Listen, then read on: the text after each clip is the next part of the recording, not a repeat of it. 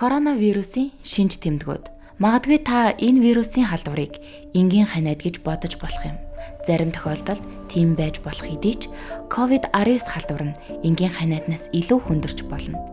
Дэлхийн эрүүл мэндийн байгууллага болон Хятадын хамтарсан багийн 2 сарын 20-нд мэдээлснээр лабораторийн шинжилгээгээр батлагдсан тохиолдлуудын 80% нь хөнгөнөөс дунд зэрэг, 14% нь хүнд, 6% нь маш хүнд явцтай тохиолдол байсан байна. COVID-19 халдварын хөнгөн тохиолдол гэдгийг илүү тодорхой хэлэхэд энэ ханиадны хөнгөн шинж тэмдэгтэй адилгүй ба илэрх шинж тэмдэг нь илүү хүнд бөгөөд энэ ангилалд багтаж байгаа гол үзүүлэлт нь танд хүчилт хүрэгч нэмэлтээр шаардлагагүй байгаа явдал юм.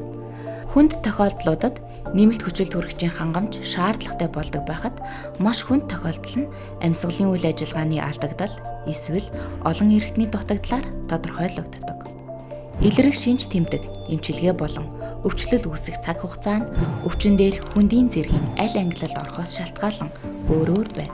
Тиймээс хүндийн зэрэг тус бүрээр нь COVID-19 халдвар авсан тохиолдолд өдрөөр ямархуу байхыг задлан харцгаая. Халдварт өртснөөс хойш өвчний анхны шинж тэмдэг илэрх хугацаа нь 2-14 хоног хүртэл хугацаатай ба зарим маш цөөн тохиолдолд түүнээс урт байж болно. Шинж тэмдэг нь томоо эсвэл ханиадтай төстэй ба ихэнх өвчтөнд халуурах шинж тэмдэг ихэнх үедээ илэрч байна. Дэлхийн эрүүл мэндийн байгууллага болон Хятадын хамтарсан баг COVID-19 өвчлөл бүхий хүмүүсийн 88% нь халуурах шинж тэмдэг илэрч байгааг мэдээлжээ. Хятадд хийгдсэн өөр нэгэн судалгаагаар өвчтнүүдийн зөвхөн 44% нь анх эмнэлэгт ирэх үедээ халуурах шинж тэмдэгтэй байснаа 89% нь яваандаа халуурах шинж тэмдэг илэрсэн байна. Зарим тохиолдолд амьсгалын замын шинж тэмдэг илэрхээс өмнөх суулгах, дотор мухаарах, эсвэл хэвлийгээр таагүй болох зэрэг хоол боловсруулах замын шинж тэмдгүүд төрүүлэн илэрч байжээ.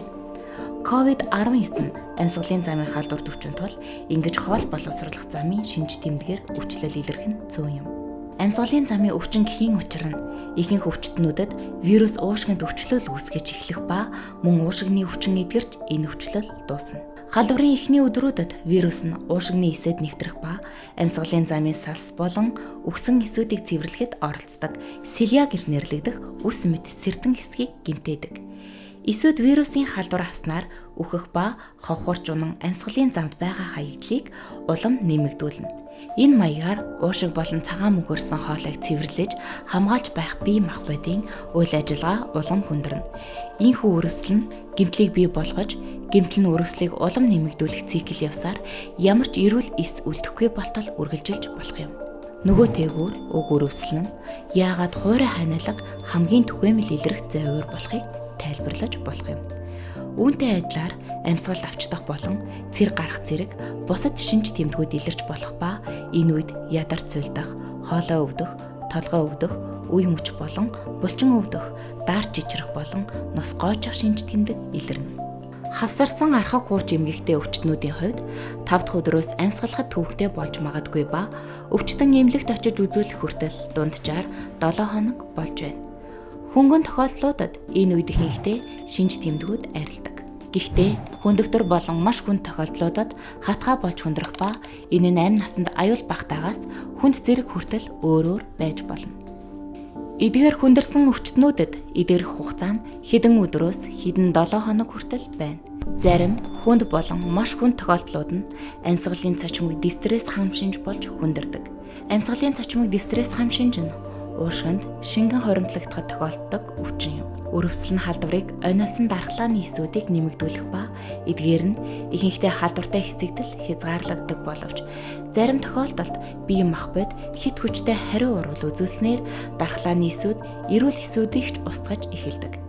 Амьсгалын цочмог дистресс хам шинж нь ихэнхдээ нас баралтаар төгсдөг. Нэг хүн тохиолдолд амьсгалын дутагдалд хүрэх ба амин чухал эрхтнүүдийг дэмжих шаардлагатай болж өвчин эрчим тэмцүүлгээний тасаг руу шилждэг. Амьсгалын цочмог дистресс хам шинжийн үед тухайн хүний уушиг хэрэгцээтэй хүчил төрөгчөөр хангалттай хангаж чадахгүй байгаа учраас цусандаа хүчил төрөгчийн хэмжээг сайжруулахын тулд хүчил төрөгчөөр дэмжих болон амьсгалын аппаратанд холбох хэрэгтэй болдог. Хэрэв энэ эмчилгээ үр дүнгүй байгаа бол энэ нь уушиг ямар ч хүчил төрөгчийн хангамжийг цусанд оруулж чадхааргүй хэмжээнд гэмтсэн гэсэн үг юм. Энэ нь COVID-19-ийн нас баралтын үндсэн шалтгаан бөгөөд хэрэв өвчтөн энэ шатнаас амьд гарсан тохиолдолд уушгинд эргэшгүй өөрчлөлт үлдэх болно.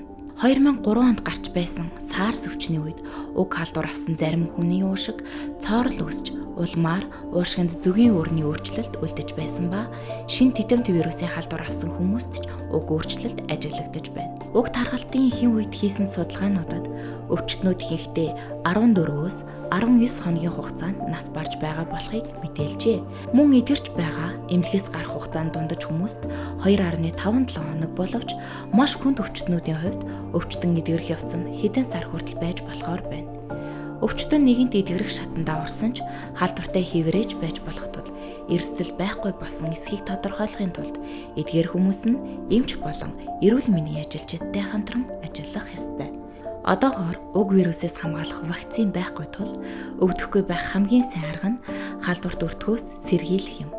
COVID-19 өвчнийг үүсгэгч вирус нь халдвартай хүний ханиах, найдах явцад хялбархан тардаг учраас гараа ойр ойрхон угааж өвчтэй хүнтэй ойрын хавьтал болохоос зайлсхийж өдөр бүр хэрэглэгдэг гадаргуй талбайг халдваргүйжүүлэх хэрэгтэй. COVID-19-ийн халдвар авсан ихэнх хүмүүс амьд үлдэх боломжтой ч та гэрээсээ гарахгүй байж ариун цэврээ сайн сахиж уг халдвараас аав ээж ойр дотныхон гэр бүлээ хамгаална уу?